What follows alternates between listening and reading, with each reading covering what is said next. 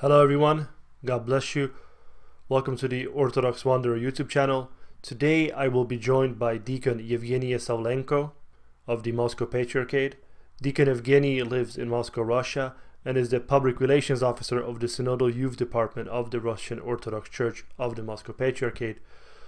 Me and Deacon Evgeniy will today be discussing generally the questions of youth in church and more in-depth questions of why do young people do not come to church, what can be done for them to come to church, and what generally the Russian Orthodox Church does to draw young people into the church, and how its missionary activities among young people work.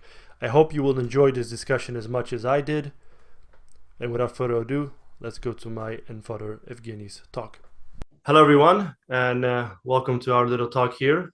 I'm joined today by Deacon Evgeniy from Moscow. Welcome, brother. Hi, Father.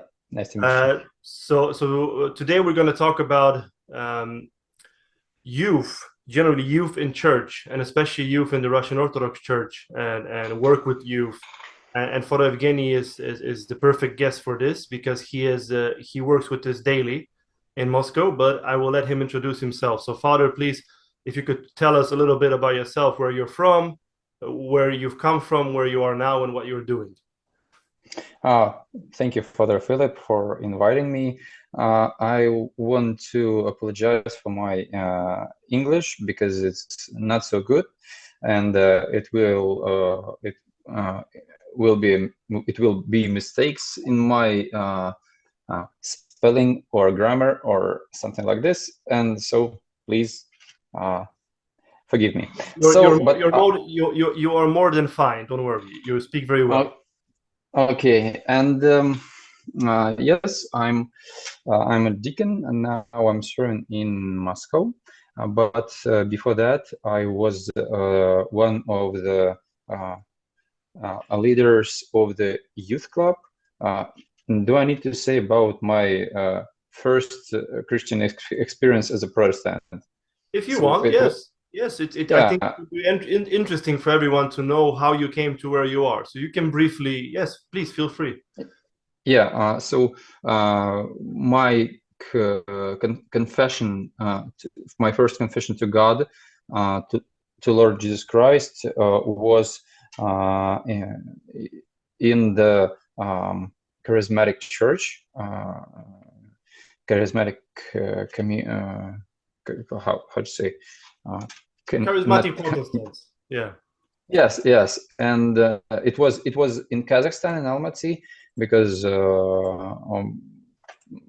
the most part of my life I lived in Kazakhstan, in Almaty, and there I confessed to God and understand that God. In Orthodox, we don't like to say these words, but it's true, and I can say in another way it was, God revealed himself to me. And I understand that that Jesus Christ is our God and Lord and Savior. And in 1 year and 9 months, I was a Protestant. But I think in time of 1 year, I had a lot of questions to the Protestants, and there was another reasons, and I tried to study different books about Christianity, and after that I converted to the Orthodoxy. It was not like just because I'm Russian I converted to Orthodoxy. This was the last reason I thinking about when I trying to find the truth and tried to find the way of church and way of Christianity in the history, because the Orthodoxy was not so comfortable, interesting as it was in Protestants. Every Protestant who listened to me can understand that. I think so. And after that, I was one of the youth leaders in a Protestant church, because on the I think in the first hour of my confession, I thought that I need to do something to God. I don't know what, but I need to do, because I know He is alive and He is holding my life, holding me and everything. So I want to serve to Him. So after that, I came to the youth ministry and become a youth leader, one of the youth leaders. I was 18 years old. In about when I was 20, I converted to the Orthodoxy, and I started to do something like this in Kazakhstan in Orthodox Church. It was very new for Orthodox Church in that time. Orthodox Church in Kazakhstan. Yes, it's a minority group, correct? It's not so many people, right? Yeah, of course. Kazakhstan, the majority group of population of Kazakhstan is Kazakhs. So Kazakhs people, they are the population consists of Kazakhs on 60-70%. And they would be Muslim. Yeah, yes, they are Muslims with some ethnic traditions.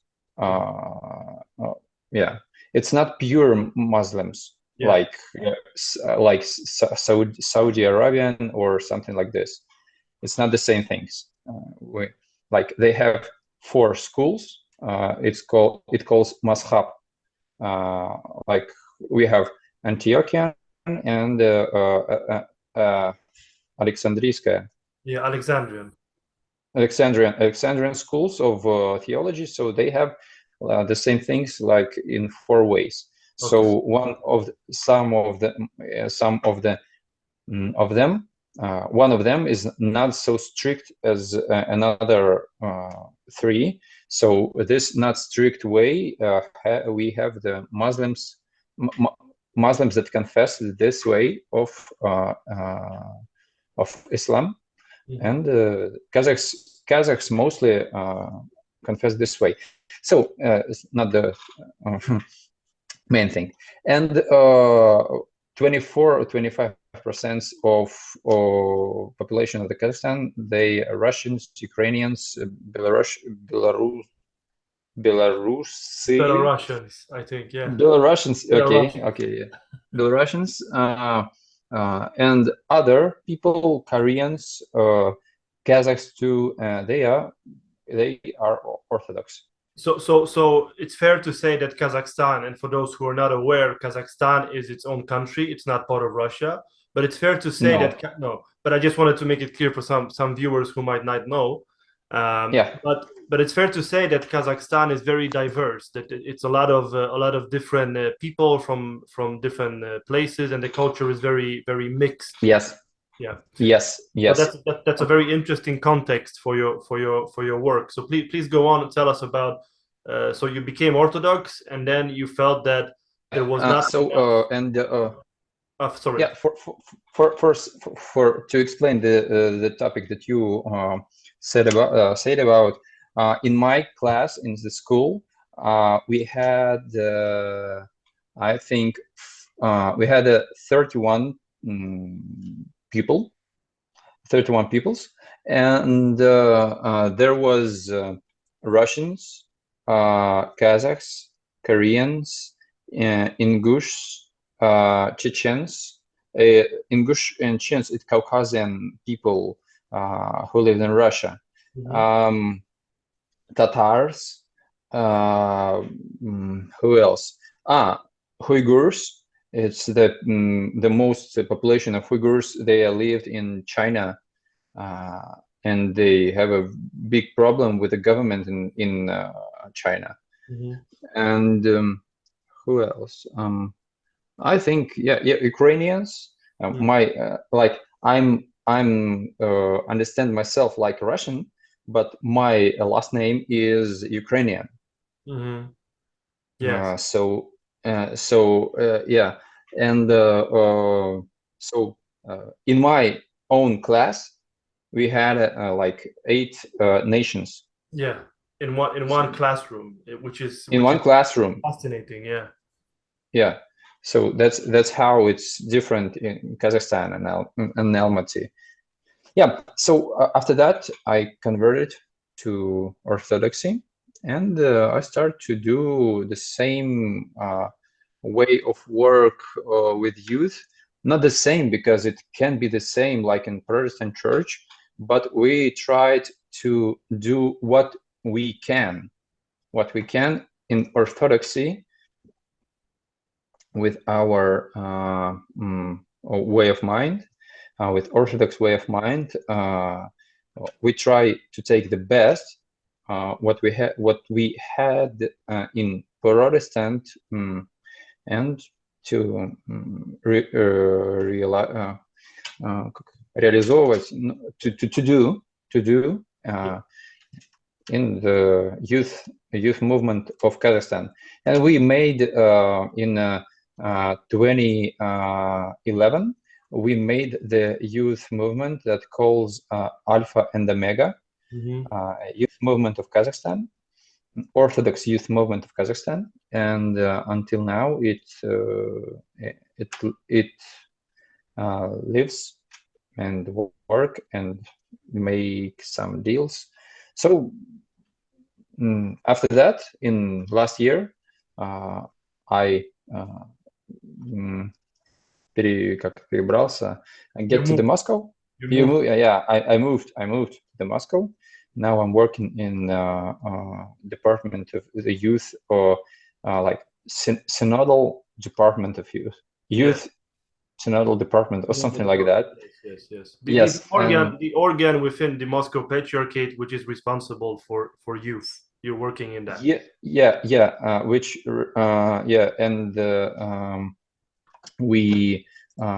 And we works from the blessing of the Patriarch and Synod. Yes.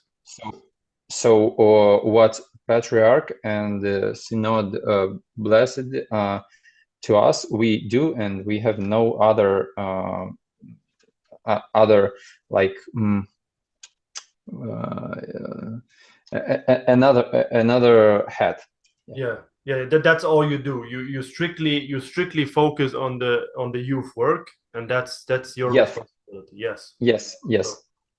Okay, so that's very interesting story. I think that the fact that you come from a place like Almaty in Kazakhstan, where there's so many cultures and so many truths in a way, obviously there's only one truth, Jesus Christ, but you're surrounded by people who believed in many different things.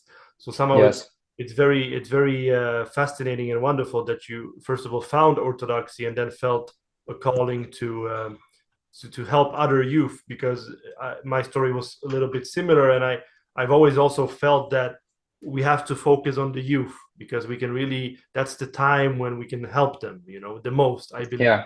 So I really very much applaud you, and I somehow feel some connection that with you about that, that really youth should be the main focus of the church in a way today, because if the youth are not in the church, then in 20 years there is not so many people left in the church. So definitely that's wonderful work.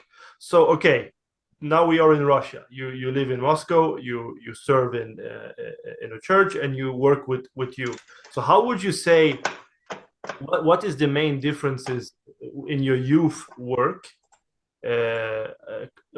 comparing Moscow to Almaty? Like, what would you say is somehow the biggest difference between these two contexts and places with regards to you?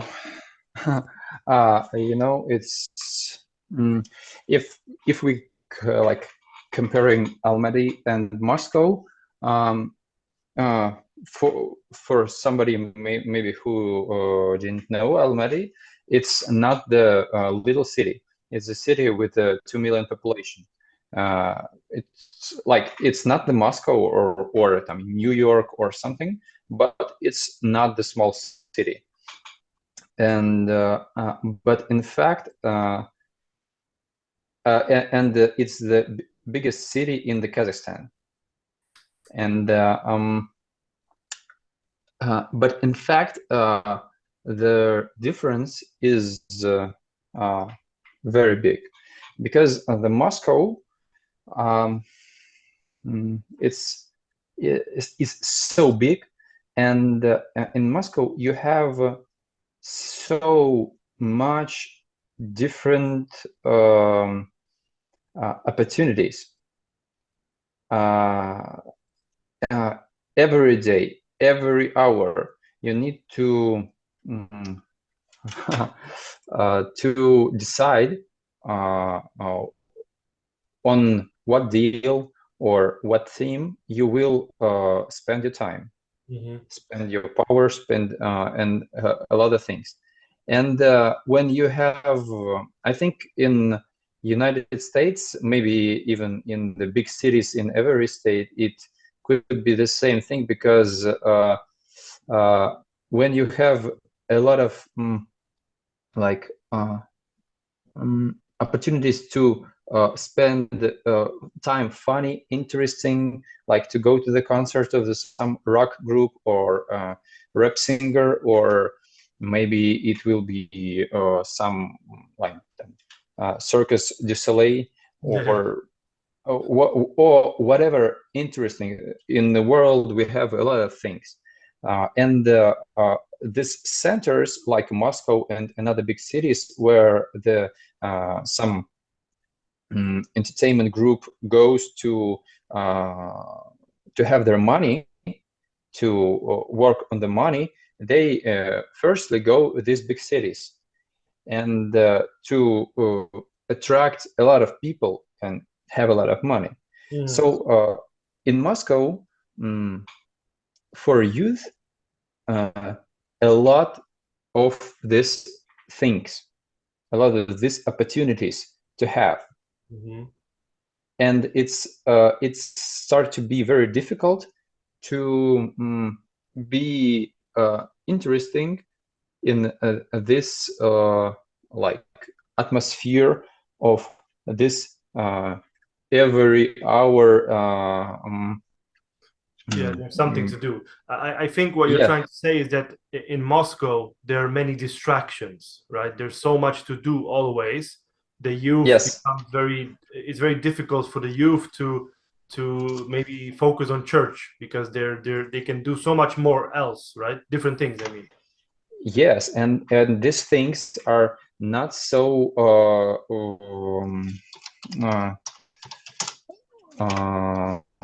I will try to say this, not so expensive to your power, to your time, because for it's not a secret that the prayer is one of the hardest thing. Real prayer is one of the hardest thing to focus yourself on yourself, not on the things inside of you. And and when you can do something that will attract you, something that will like make you easier, make you funny, and it's easier to take it, easier to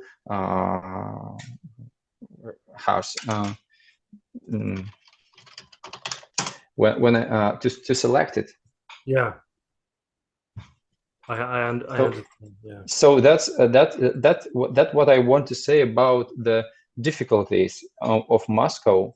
But the story of Moscow and the churches here, I think it can be the points that where we can stand and try to speak with youth about something. Once, little story. Once I was on the Missionary conference in St. Petersburg that was dedicated to the Father Daniil Sisoyev. You know, if you know who it is. Yeah. He was killed And by a Muslim for preaching against. I mean, to convert for converting Muslims, right? Some fanatic. yes, yeah, Yes. yes. So Father Daniel left after himself a lot of his like students, or how to say, a lot of followers Yes. who want to preach, and this work that until now is still moving. He's one of these people is Father George Maximov. You know, I've heard Father. about it. Yes. Yes, I've heard about Yes. Yeah, he preached in many places Orthodoxy, and and on this conference. it. Okay, so the conference. You were speaking about the conference. Please go on. Yeah, so it was the conference of missionaries, and one of the lessons that we had was the practice lessons. We get to the street mission, and we get to the streets of the St. Petersburg, and with 2 or 3 people, we came to some young people and started to speak with them about the faith, about something. And one of the things I started to find how to start the conversation with people on the street. I said, can you tell me which city we are in now? I'm sorry for my English, No, but it's fine. I think, yeah. So they say, like, with a smile, like, St. Petersburg. I said, oh, okay, thank you. And could you tell me and what does this mean? Well, my grammar is No, it's perfect. get somewhere. So I said them, could you explain me what does it mean? Saint Petersburg, what it is? And they said, oh, no, it's like the city of Saint Peter. Yes, I said, yeah. So who is this Saint Peter? Somebody starting to tell about, like, it's the Peter the Great, one of the emperor of the Russian Empire, and somebody say another saint, and somebody said about the Apostle Peter, and from this we started to speak about the faith. So who is this Saint Peter? Who apostle of whom he was? Whose follower he was? Yeah. This Saint Peter, and that's what, and this is what I want to say. In Moscow and in Russia, we have I think a lot of things that we can find, a lot of points where we can find the interesting way to start discussion and have this discussion. Yeah. I think it's what you're saying, to go out on the street and talk to young people.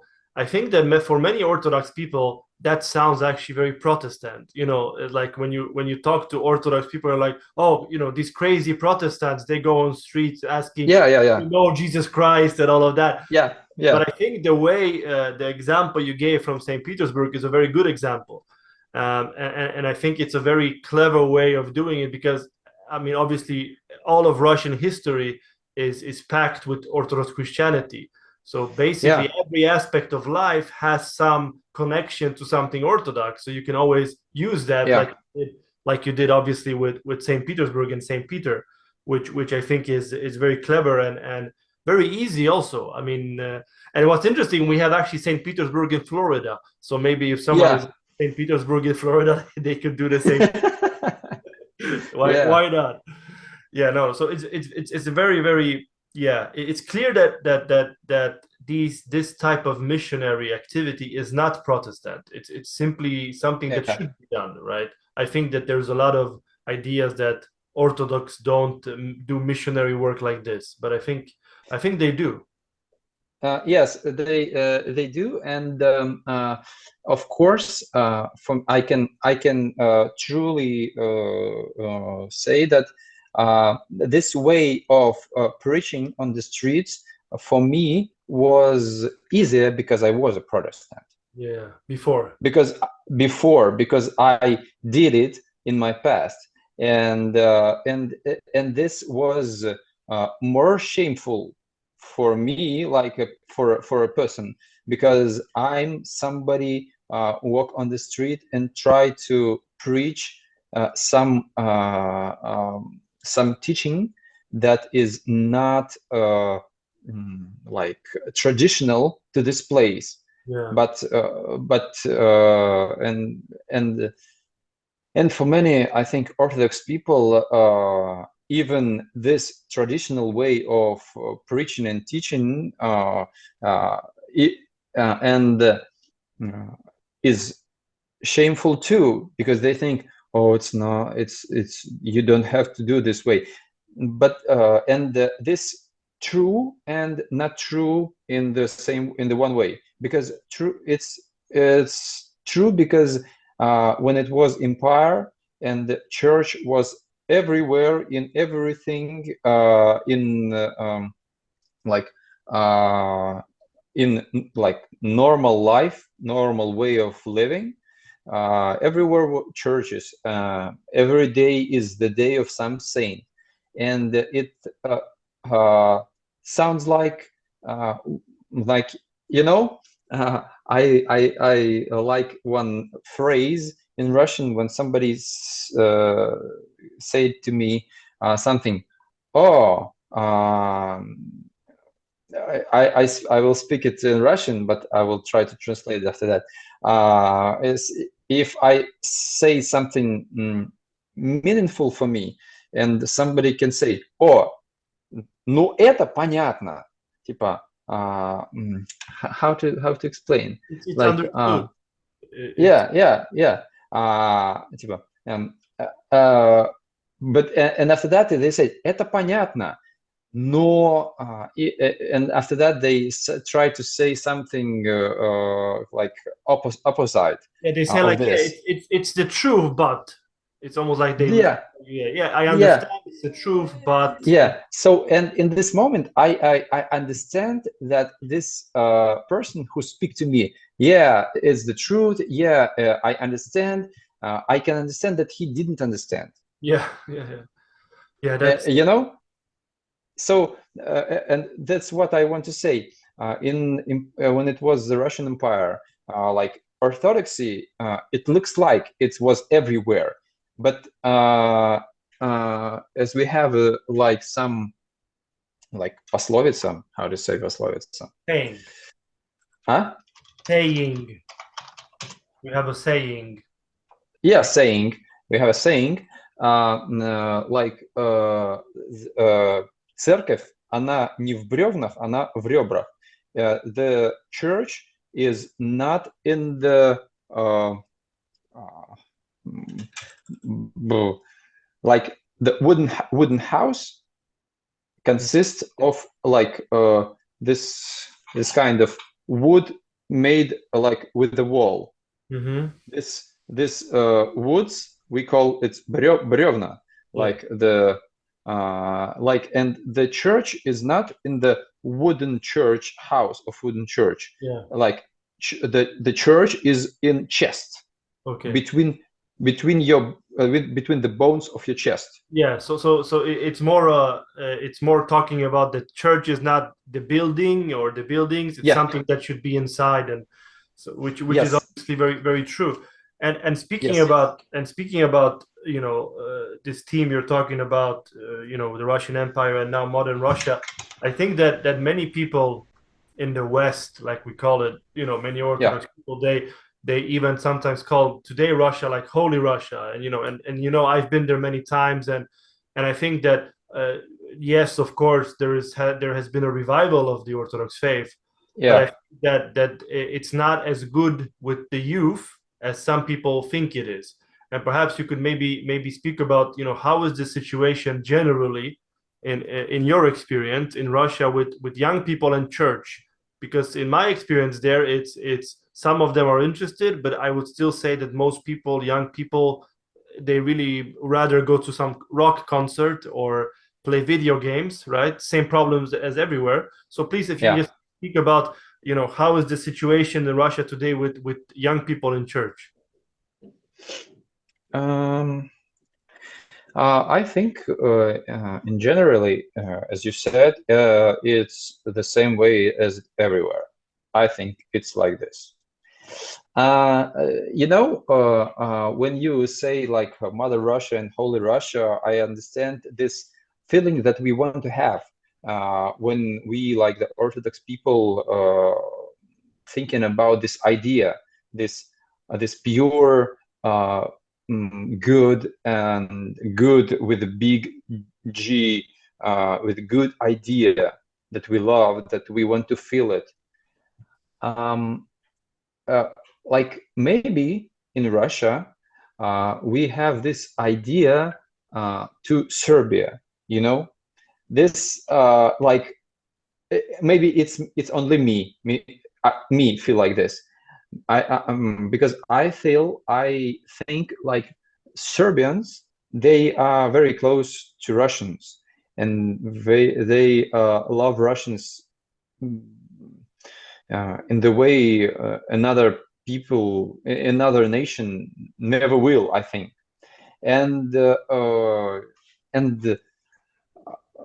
but I don't really know how Serbians practice their faith for real. Mm-hmm. For me, like this holy Serbia, in the face of Patriarch Paul, you know who I'm Yes, talking about. yes, Patrick Yes, Pavel. yes, Pavel. Yes, Patriarch Pavel.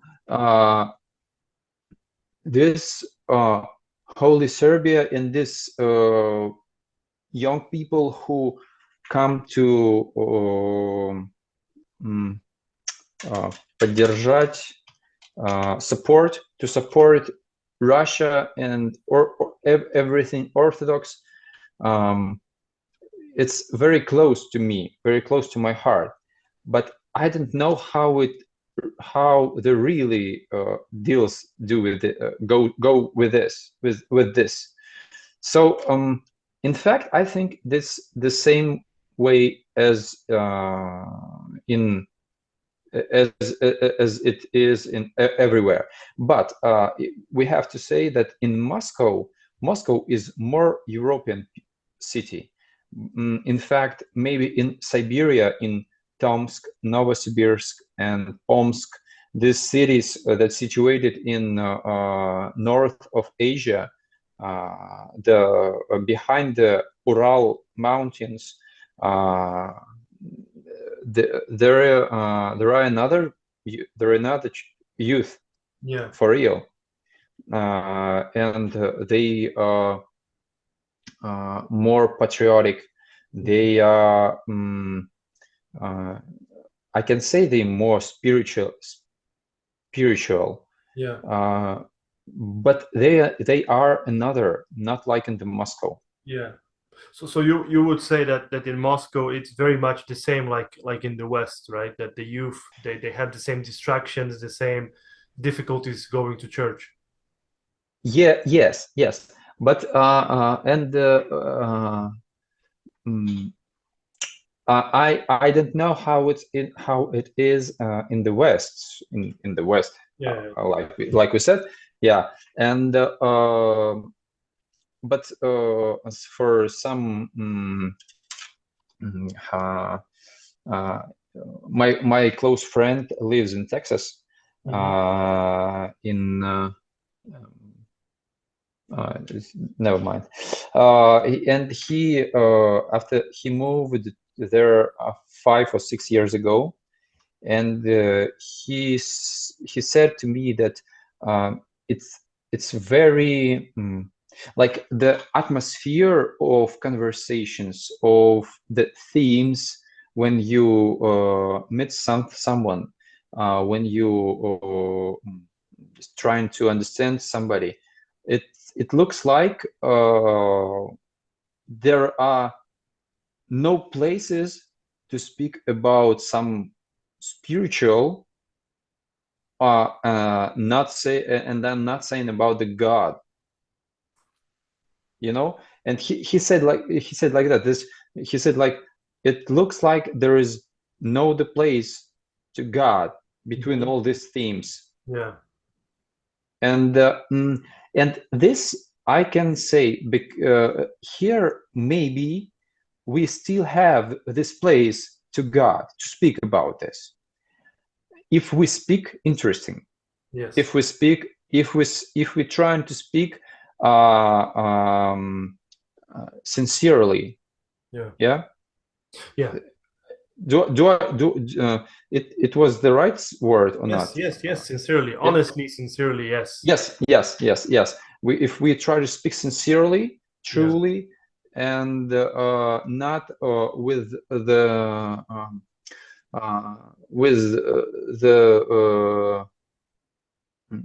and our main reason of this is not to convert the people, but to give them the space to thinking about, and try to in this space try to find God. Yeah. So that's the difference I think we have. We still have this atmosphere if we speak sincerely and interesting, not like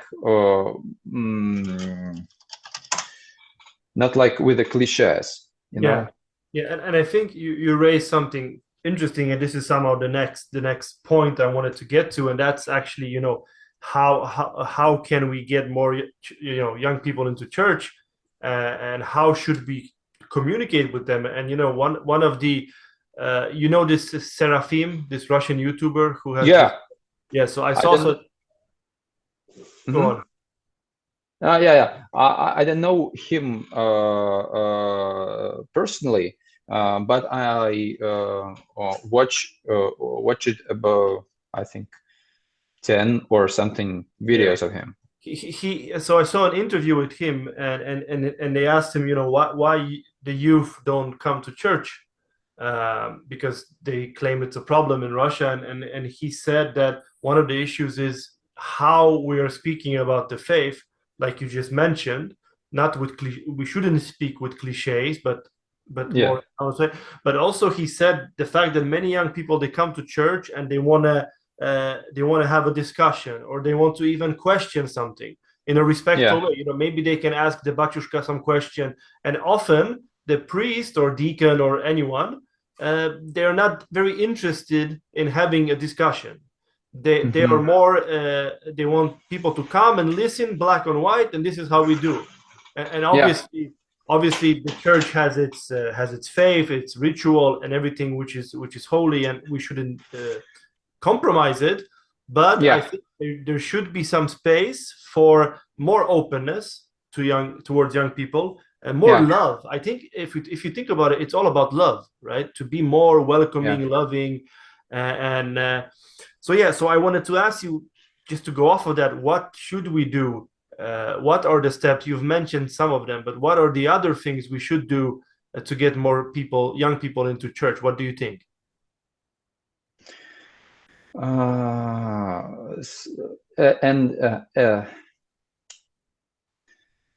As it is, this question is this your question is like my main question of my work.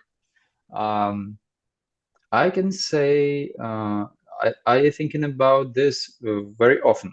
So firstly, before I try to answer your question, I have to say that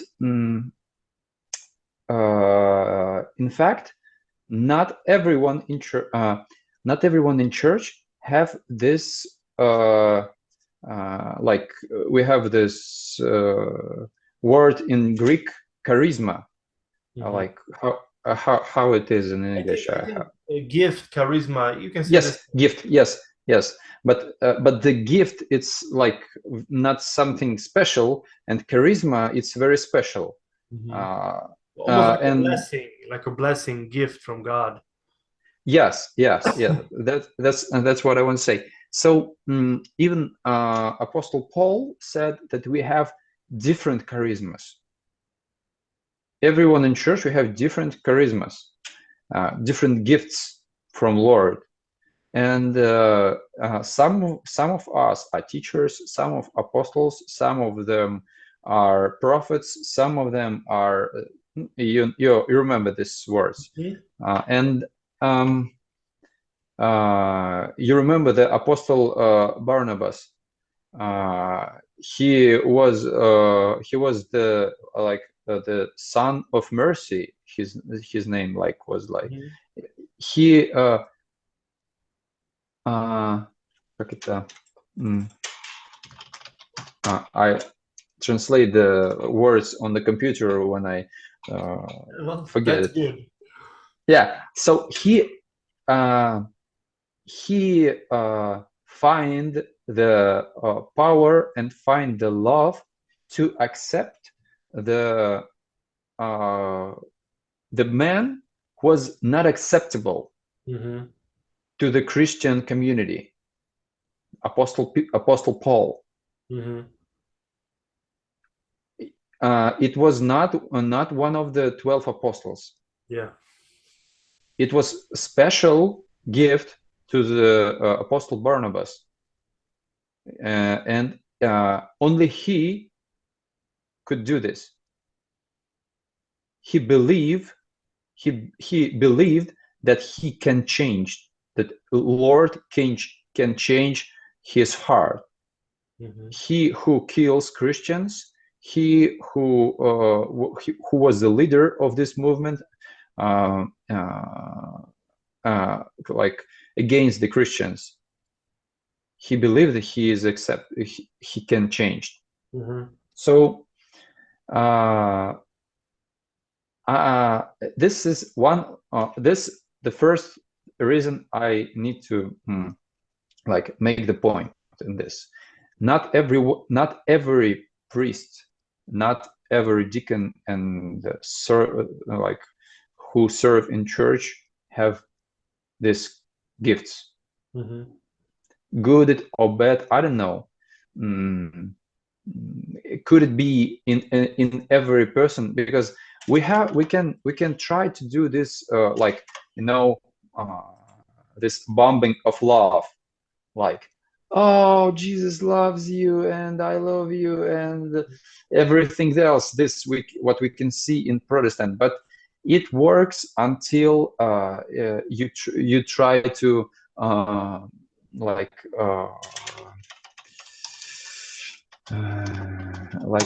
when you try to check it, check the real thing. Is it real or not? Yeah. Is it true or not?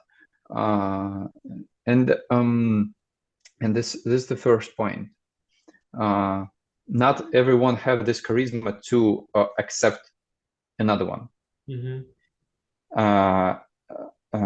And second point of that I want to say that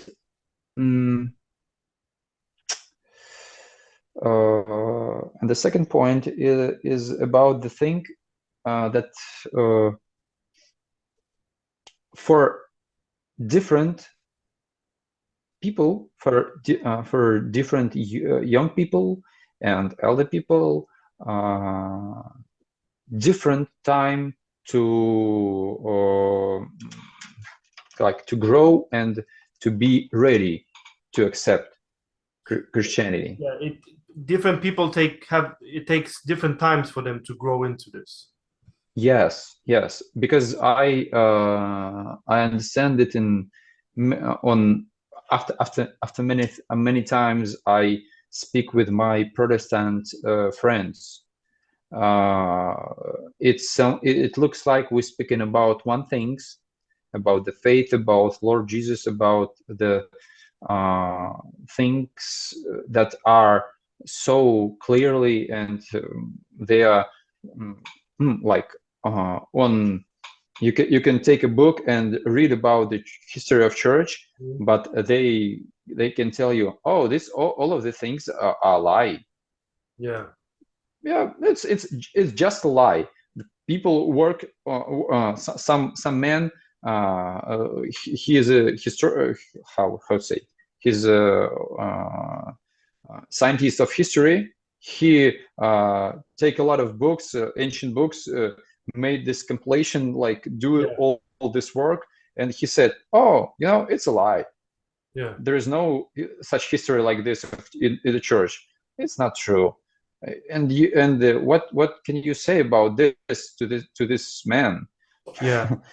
Okay. Yeah. Go on. Sorry. Go on. Yeah. And you say it's okay. So, and that's the things in another ways, like with the young people. They just some of them just can't feel it for nowadays. But what we can do, as you said, we can be friendly and open as we can, not be like, oh, we're so grateful that you come here. Not like, be yourself, but be friendly. For you mute yourself. Go on. Yeah, it's a little bit difficult, and I don't know why, but it's like this.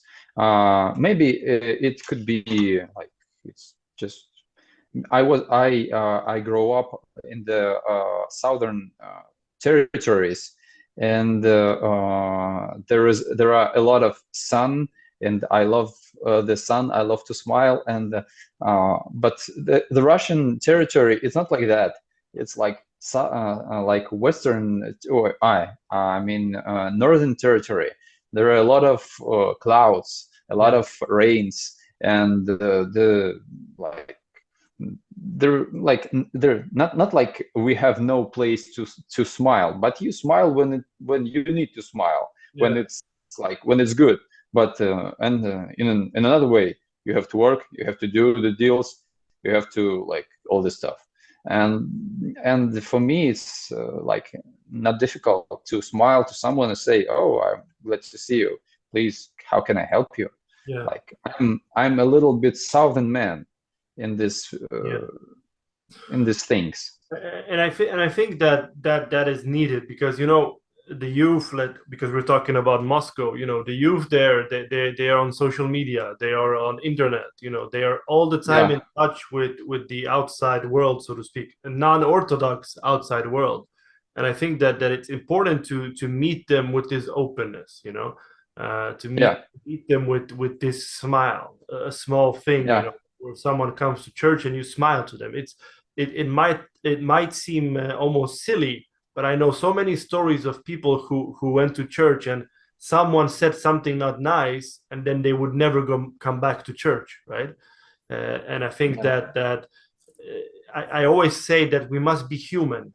Like, I always use this word. I don't know why, but just to be human, and human means to be welcoming, to welcome someone, but not to push them, because if we push them, I think they will also run away. They will equally run away if we push them too much, or if we try to water down our faith, like you mentioned. This whole Protestant, everything is good, everything is fine, and this is good. No, I mean, there's some truth. We have truths. Abortion is wrong. This is wrong. This is wrong. But we can still express it in a loving manner, I think. And I think this is the small distinction. We shouldn't sacrifice or jeopardize the faith. We should keep it, of course, but we should. It's maybe how. It's not what, but how, I would say. Yeah. And you know, you start to speak about this, and I remember one thing that I read about 2 days ago. I love very much one of the Sunday I'm sorry. По-русски. Воскресные евангельские чтения. You like one of the Sunday readings of the gospel. Yes, Sunday readings of the gospel. One of this 12 gospels, you know, this one. So I love so much the fifth. This is the Gospel of Luke, and it's about the Luca and Cleopa, who goes to the Emmaus. Mm-hmm. And there someone come to them and start to speak about what are they speaking about to each other, and they start to say to them, did you don't you hear about the what was on the feast of the Pascha in Jerusalem, that the elders of the nation killed Jesus, who was the prophet. They it's very interesting that they didn't call him like Christos, like Messiah, messenger. They called him prophet, who was the prophet and the man who was the strong in the words and in the deals, and they speaking with the Lord, and after that he speak to them, and in the end of the day they came somewhere, maybe in the Emmaus, I don't remember, and he want to go further, and they said that please stay with us. Mm-hmm. And he stayed, and he prayer, like take the bread, mm-hmm. And like, how to say, break it. Broke it, yeah, break it. Yeah, broke it, and give to them. And in this, they like understand that it was a Jesus. Mm-hmm. Yeah. And after that, I love these words. After that, they speak to each other and they say, like, don't you remember how heart burned in us when we speak to him, which we when we was on the way. Mm-hmm. How the heart burned in us, mm-hmm. when we speak to him. And it's very close to me when I think about when I remember about the prayer, because the real prayer, like Saint Theophan Zatvornik, he said that, like, our prayer started from the words and then go into the mind, and from the mind it like going down to the heart and burn there. Yeah. And it's very close to me, and one of the how to say, толкователи, interpreters of the gospel, interpreters of the gospel, they said that the thing that opened to the apostles, like one of the reasons that gave them the chance to open the Jesus in this man, the first reason was the hospitality. Yeah. Because they think about him. Mm-hmm. They said that the day is ending, and you need to go further, but stay with us and be with us, and please like Mm-hmm. left with us. Stay with I us. mean, Yeah, yeah, stay with us, stay with us. And the thing that opened for them this this chance to know that Lord is resurrected is the hospitality. yeah. And that's a wonderful thing, because it's so true. It's so true how if you're hospitable to someone, either that is in your home or in your church, they will automatically feel better, Yeah, and they will, and in the end, they can, like the people you spoke about, they will connect it to Christ, and I yes, think, maybe because it's not the reason it will happen anyway. No, but it opened the way to it to happens. yeah, it's like a small key. It's like a small key to open the door, and then obviously people, they need to have their own free will to do it, right? Because Yeah, often, people, I know many young people who, they were forced to go to church when they were young, for instance. They felt forced, yeah, and then when they become older, they don't want to go anymore. And it's yeah, like, obviously this hospitality, this love is important, but at the end of the day, if they don't want to, nothing will help them, right? It's yeah, like, you have to have this will, and I think by showing them hospitality and love, we can instill this desire, maybe, that, aha, this is good, this is, I want to be there because yeah, people are nice. Because sadly, very often we only hear about all the bad people in church, all the scandals, all, you know how it is. So I think it's important to change. Some of it is, of course, lies, because obviously people don't like the church, but some is true. yeah. We have to be honest. Sometimes there are Yes, people in of the church course. who behave bad, and I think that it's up to us, everyone, every Christian, Orthodox Christian, to be more loving and hospitable to people that come to the church, for sure. Yes, not so strict. No, not strict in our human relations. We shouldn't be strict, Yes, yes, yes, because it's yes, important. Because sometimes when we say not strict, people will say, ah, look, they want to change the faith or this or that. yes, yes, yes. It's not about that. Not strict to to person out there, but strict to Exactly. yourself. Yes, exactly. But to everyone else, I mean, look at all the saints. All the saints, they would be strict to themselves. But look at Seraphim Sarovsky, Saint Seraphim of Sarov. He would Yeah, pray on a rock for 1,000 days. But when people came to him, he called everyone my dear, my love, or yeah, something like that. And yes, and it's like, yes. just this being gentle, but My also joy, my joy, my joy. my joy. Yes, radost Maya, right? I think Yes, Russian, yeah. So he, and I think this is a good example to follow. Be strict to yourself, but when people come, you have to be loving, but also you have to speak the truth. And I think this, yes, yeah, sometimes there is some tendency, especially maybe in the West, to maybe not always speak fully what we should.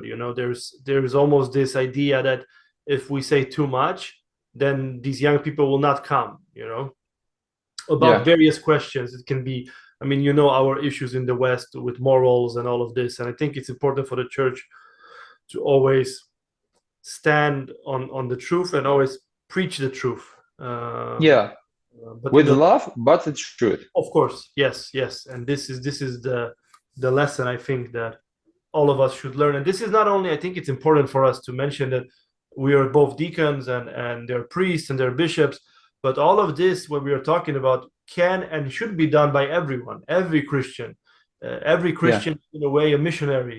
When he is living his Christian life, he can always have the opportunity to convert someone or to get someone closer to church. yeah, And yeah, this, it's not your and my job; it's everyone's job to do this. yeah. And I think this is very important. I think to underline. Mm-hmm, mm-hmm.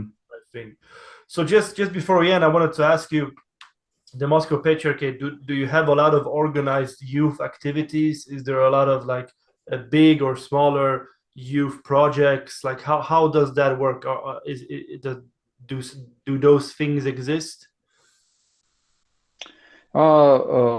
Yeah. In fact, the the first movement of the youth in the Russian Orthodox Church was in the beginning of the like the USSR has ended and started to be the Russian Federation, and the church started to be like independent from the state mostly, and they had we had this like how to say this difficult period when you have the freedom, but you don't know what to do with this freedom. And we start to build churches, like reconstruct that we had, and repair something, and in the beginning, somebody, this simple priests start to speak with the youth about the faith, and it was like in the beginning of the first Christians, like it was the questions of charisma, as I said.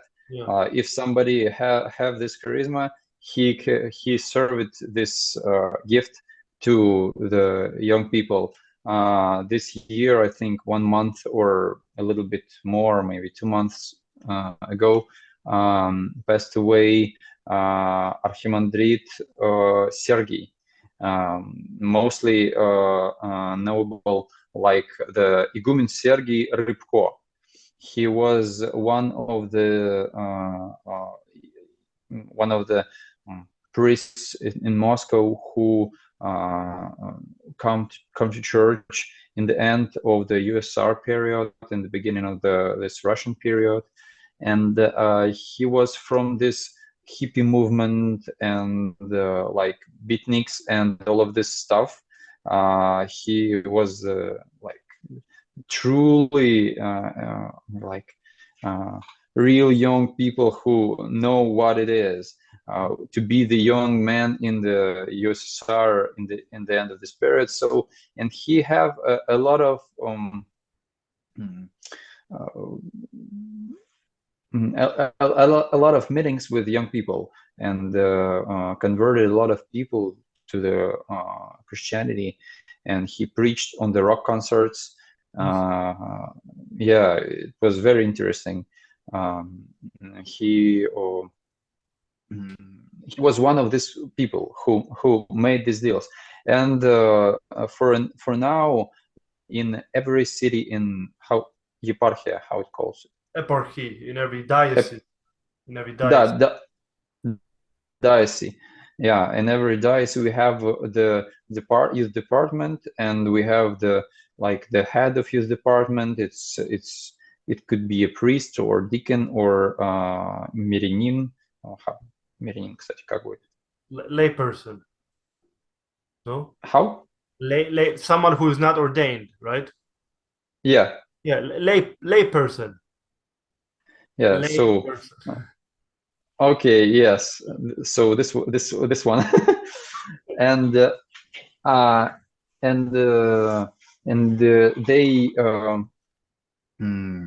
they try to do something that they can in this in the movement. It could be different things. They can make meetings about the gospel, meetings with discussions about the films, about the music, about to go like tourism. They go somewhere on the nature mountains or anywhere else, and after that they have like conversations, and in the process of this, and there are a lot of different ways and methods that we have now, and it works, but somewhere better, somewhere not so good. Yes. We have we have a website, we have the Telegram, we have Instagram, we have where we can see the activities of youth departments. And because youth department, it's like structure of synodal department. And it's like how to say like analytics, and we take this information, like how to do it methodically. We made analytics about the deals, how it is in different dioceses. And this is one way of work. And another way of work is real work in the parishes, in some little areas in the city, who like made some real projects. Like we have like youth ball when everybody dance, you know. Like this dance is like with it was in 19th century. Not modern dances. not this modern dances. Like in fact, it's very interesting for me, because it's a little remark about this ball.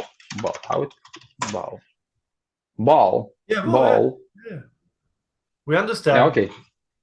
Yeah, so the ball, it's very interesting, because for me all these dances, like, you know, like this modern dances, was not interested. It was not interested me in any way.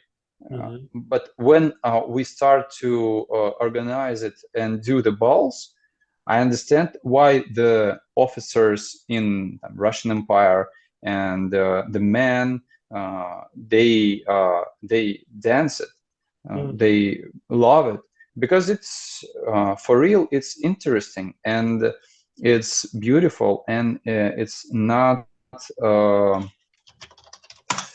and it's I try to translate one word. I want to say like vulgar, you know. Vulgar.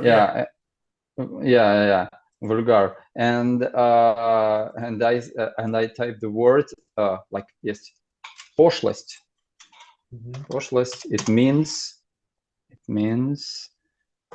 platitude. Platitude.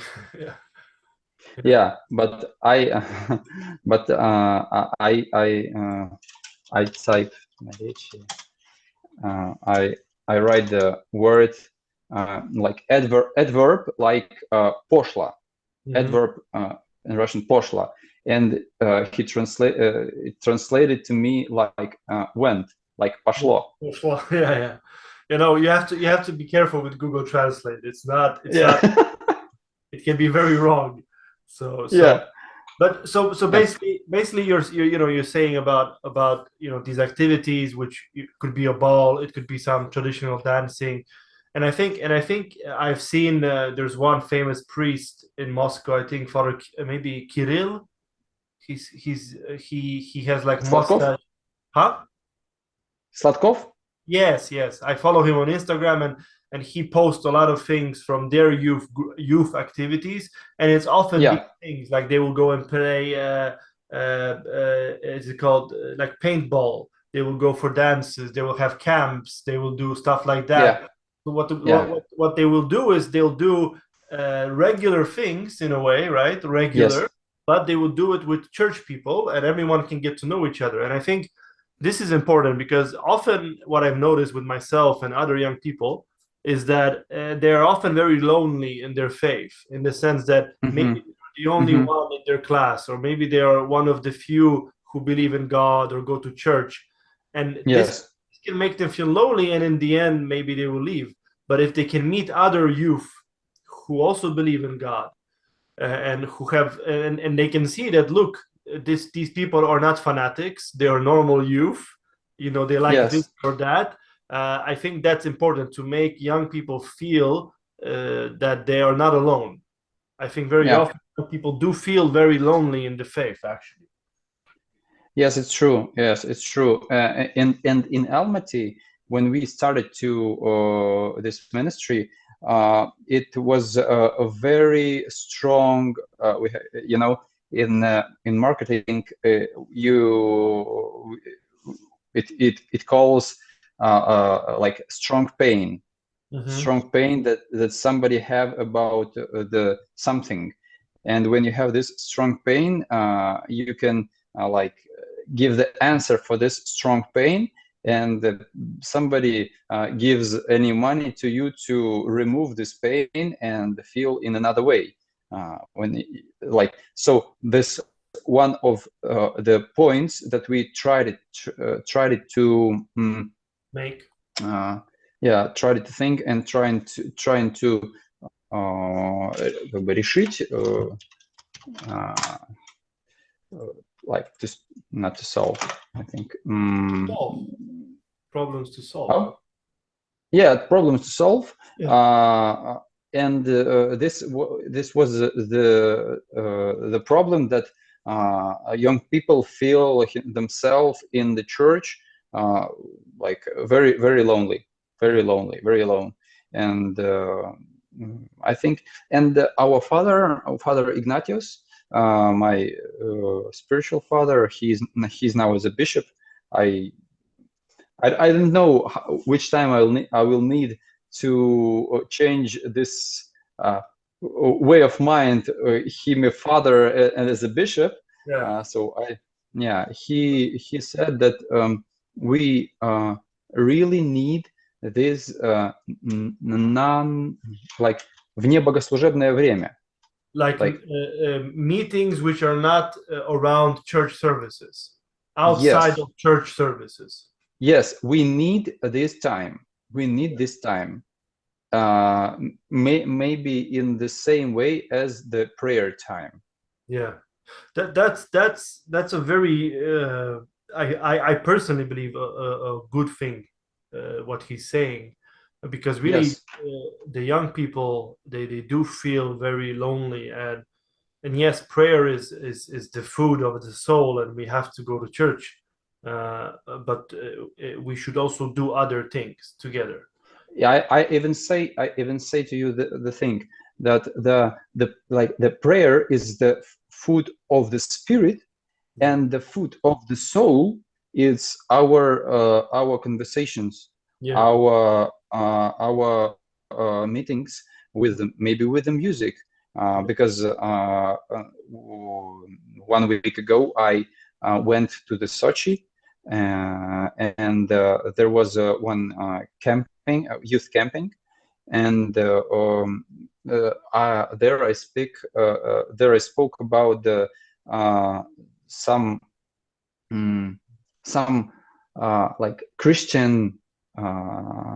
like Christian thoughts, Christians meanings in the как творчество, like creating, like in creating of Western rock groups. Yeah, in the songs, in the songs of Western rock groups. Yeah, like Linkin Park or something like that. Yes, yes. I know. Did I speak about I that? know you. Don't worry. I know you. Yeah. So yeah, for me, this group is very, especially for me, very interesting, and it was like my youth years. Yeah. So, and I can go on. Sorry. And I think if I can find these meanings in their creativity, so why I can't try to find to find it to anyone another. and it was very fun that one woman who was elder than another of this camp, he was very like scared what I'm talking about, like, oh no, this is rock music, and this because we know how end his life, the leader of this group, Chester Bennington, how it calls it? No, you know, he killed himself. Yeah. yeah, he killed himself. Unfortunately, it's a like big tragedy for him and for everyone who loved the creations of this group. So, and he feared of this, I think. I tried to explain what I want to say. Yeah. But her fear was very strong, and after that, but the main thing that I wanted to say about some songs was very close to these young people, because they listen in it, and when they understand that they can find in these songs some meanings that can move them to the Christ, why not? And I think it's good. Yeah, I think you're completely correct, and whether that is music or books or movies or whatever, I think it comes back to just being, if we have Christ as our center, we will be able to try to find Christ or Christ-like themes in this material. And this goes back to the fact that every human, even if this singer of Linkin Park, he wasn't perhaps Christian, but he was still a child of God. And I think that deep down in his soul, he was looking for God, and you can see that in some lyrics. And I think that I think it's important to show people that yes, these old holy books are very important. We should read them, but you can also find Christian themes in everyday things. But it's all about how you look. You know, you have to take Christian glasses and put them on, and now you can see with different eyes. You know, something that maybe before you didn't see. So I completely agree, and I'm very, very happy that this is happening and that you're doing that. And I think it's a good practice. It's a good practice and good showing to young people that look, maybe these people are not talking about Jesus, like they don't say Jesus, but they're talking about spiritual problems. They're talking about spiritual issues, you know, a higher question. So and in fact, I think and we even have this way. It was the Apostle Paul gave it to us when he was in Athens, and speak to the people who worship to the different gods.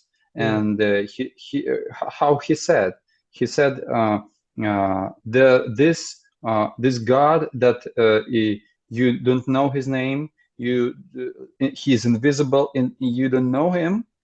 This one God I preach to you, Jesus Christ. Like he don't look on any other gods that was not acceptable for him. He take what he can and start on this point. On the point where he can start speaking with these people.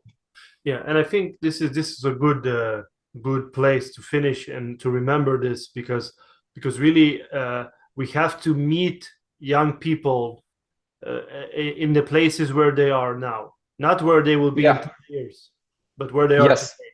And sometimes that means playing Linkin Park song maybe and showing them that, look, this is maybe something Christian in this, for instance, right? But I think it's an important lesson and something we hopefully will get better at doing. And Thank you. So thank you, Father, so much. I think we could talk for many hours.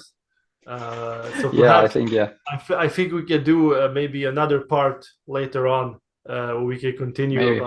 about something, because it's a very interesting topic, and I think it's a topic that um, is still being somehow developed. It's not, there is not some final conclusions. I think that this whole age Hmm. of social media, of interconnectivity, the church is trying to understand how should we do it. How. And I think I've seen all these blogger priests in Russia, and I think in Russia they have something going on that is good, because it's a lot of people Yeah, are interacting with these priests, and they're asking about the faith, and I think that people are starting to see that a priest, a bishop, a deacon, whoever, they're not some aliens. They're also humans, and you can yeah, actually talk to them. You can sit down and you can send him a message in Instagram if you have VPN, and then yeah. he'll answer you. You know, so so so It's important. yes, so it's I really think that there's a lot of lessons for us to learn from this. So again, Father, thank you so much. Yeah, It was a pleasure talking to thank. you, Yeah, for me too. Thank you that you called to me. and we'll speak soon again. I hope.